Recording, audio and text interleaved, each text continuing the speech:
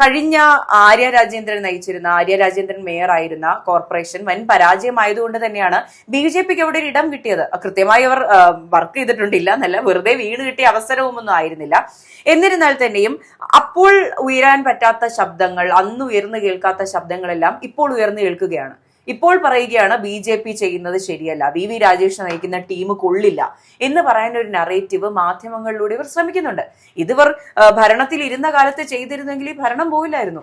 ഇപ്പോൾ VV രാജേഷിനെ കൊണ്ട് ആയില്ലേ എന്ന് ചോദിക്കുമ്പോൾ ഈ പറഞ്ഞ പൊങ്കാല എന്ന് പറയുന്നത് ആറ്റുകാൽ ഗ്രൗണ്ടിൽ മാത്രം സംഭവിക്കുന്ന ഒരു കാര്യമല്ല. ആറ്റുകാൽ ഗ്രൗണ്ടിൽ നിന്ന് കിലോമീറ്ററുകളിലിപ്പുറം 4 വശത്തേക്കും റോഡുകളുടെ 2 സൈഡിലും റോഡിന്റെ നടുക്ക് വരെ ഉണ്ട്. ഈ പറഞ്ഞ ഡിവൈഡറിന്റെ സൈഡിൽ അതെ, റോഡിന്റെ നടുക്ക് വരെ പൊങ്കാല ഇടുന്നുണ്ട്. ഒരുപാട് ടണ്ണ് വേസ്റ്റ് വരുന്ന ഒരു സ്ഥലമാണ്.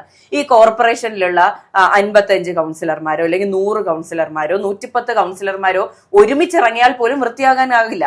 ഈ പറഞ്ഞ നമ്മൾ നേരത്തെ സൂചിപ്പിച്ച ഏത് രാഷ്ട്രീയ അനുഭാവിത്വമുള്ള ഉദ്യോഗസ്ഥരാണെങ്കിലും സ്റ്റാഫുകളാണെങ്കിലും ഇവരെല്ലാം ഒറ്റക്കെട്ടായി നിന്നാൽ മാത്രമേ ഇത് ചെയ്യാൻ കഴിയുള്ളൂ.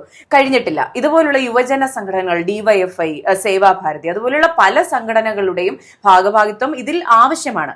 ഇവരെല്ലാം മാറി നിന്ന് കൈകെട്ടിക്കൊണ്ട് ഇവര് വേണമെങ്കിൽ ചെയ്തോട്ടെ, ഇവർക്ക് ചെയ്യാൻ പറ്റിയില്ലെങ്കിൽ ഇത് നമുക്കൊരു മാധ്യമ നറേറ്റീവായിട്ട് എടുക്കാമെന്ന് തീരുമാനിച്ചിടത്താണ് പ്രശ്നമുണ്ടായത്.